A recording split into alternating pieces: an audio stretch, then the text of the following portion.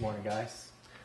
For my project, I went to the Cox Media Group, and I talked to Rebecca Martinez, who does traffic and weather for several of the stations. It was pretty interesting.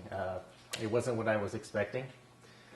They have 7 radio stations in town. I believe KISS, Magic 105.3, the Eagle, Kono 101.1. I can't remember some of the other ones. But it was really interesting because I kind of expected, I don't know what I was expecting. Where are they located? Medical Center. Okay. Over by the same, I wonder if it's the same where TPR is. Data Point? Is it on Data Point? Yes, it's on Data Point. Huh. And so yeah, it's a nice place. I don't know what else they do in there in the building, but wasn't what I was expecting. So she showed me around, showed me a little bit what everybody does. I met a few of the people. I met Robin Bonias of Magic 105. I met some of the other people that I wasn't familiar with. She showed me some of the stuff they used for the traffic and how, I guess, updated their equipment is. She took me to their traffic room where they had a police scanner, listening to all the traffic, and then they had a computer screen with minor accidents and all that stuff. And then like some TransGuide, or is it the Texas Department of Public Safety? Something like that. Yeah. Which she didn't get into that. And yeah, she showed me how they view cameras over the city, which was pretty neat. She took me into the radio station, kind of showed me a little bit about how they run their show, and I was surprised. It's pretty much how they do it here. Yeah. And a lot of the people that work there behind the scenes actually are from here, came from here. Really? Which was interesting. They're all like, "Oh no, another SAC student." So they're like, I was like, Hot Mustard. I told them Hot Mustard sent me here, and I was like, "Oh, him, we know him." And they're kind of telling me about the old days when the radio station here used to be back in the old building. Yeah. Back in the good old days. Yeah, their area. They all told me that pretty much the working environment there was a family environment. They said a lot of them end up living there sometimes. And going through there, you could see Tupperware dishes in the studios and trash laying all around. Well, it wasn't trashy, but you'd see a soda can. Yeah. Yeah. For my interview with Rebecca, she did the traffic and stuff like that. She works for Kona 101.1 and also Magic. She has some people under her that also do that, and pretty much they just run around working for different stations. Mm-hmm. And what advice does she give you, like skills you need to have and all that? She said basically get involved with as much as you can. They do a lot of their promos, stuff like that. The promo teams, right? That's the way to get your foot in the door at any of the radio stations in town. And I can't think of it.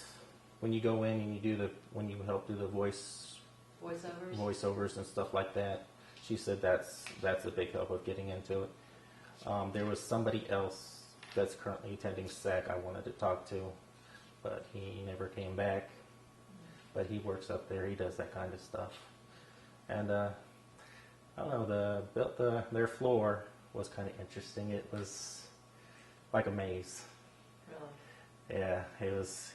You walk down one hallway and then it splits off into 2 other ones, and you just have office, radio station, and it's just like all over the place. But they were just, joking around.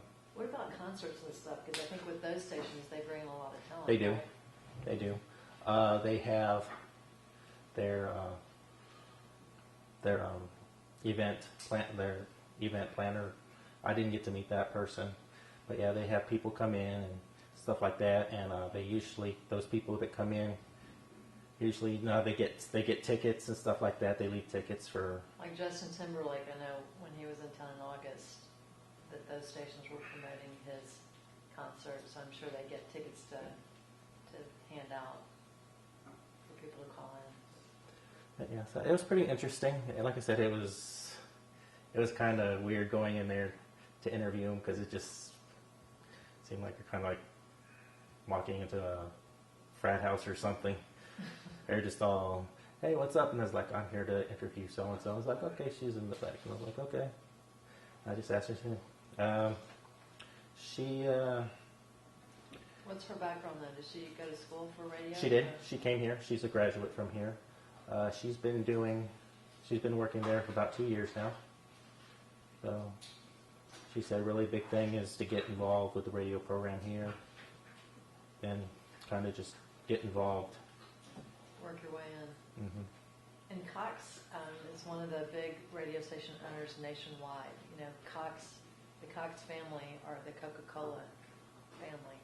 And so they have media all over the U.S. I mean, they've diversified outside of Coca-Cola. But, you know, I think they're a pretty good operation to work for. They're a big group in town. Nuvision is a big group. Clear Channel is a big group. But, you know, again, you want to do your research to find out just who's who. Yeah. So that you know who you're talking to and what you're getting into. So do you think that's what you want to do? Yeah, I really liked it. I really liked it because I listened to Kiss and Magic, so I thought that was pretty cool.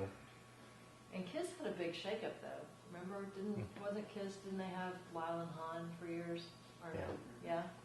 And so they've broken up, but isn't Lyle or Han now someplace else? I thought they were on the air for a little bit. They were on 104.5 and they left.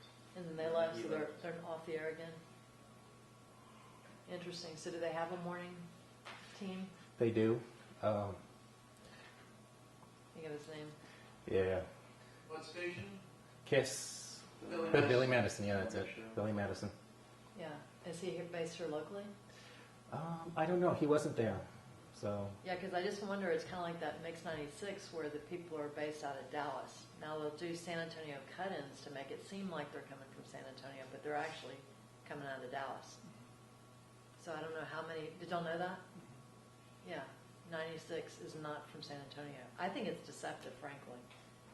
But they'll throw in little traffic things or weather, you know, but they'll get the information and they'll voice it in Dallas. They're all located in Dallas.